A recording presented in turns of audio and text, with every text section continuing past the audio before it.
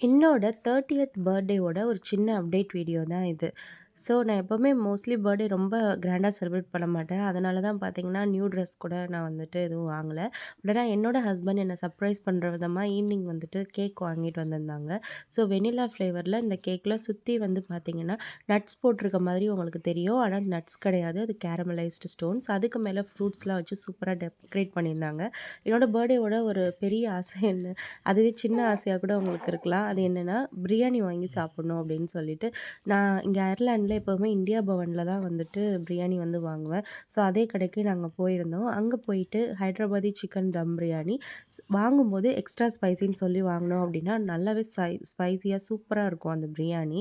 So நெறைய பேர் இந்த கடைக்கு நல்ல ரிவ்யூஸும் குடுத்துருக்காங்க. அது கூட ஒரு பிளைன் குஸ்கா, அதுக்கப்புறம் ரைத்தா, குழம்பு, அப்பளம் இதெல்லாம் குடுப்பாங்க. இங்க அயர்லாண்ட்ல எப்பவுமே பிரியாணி கூட அப்பளமும் குடுக்குற பழக்கம் இருக்கு. ஸோ இப்படி தான் பர்த்டே செலிப்ரேட்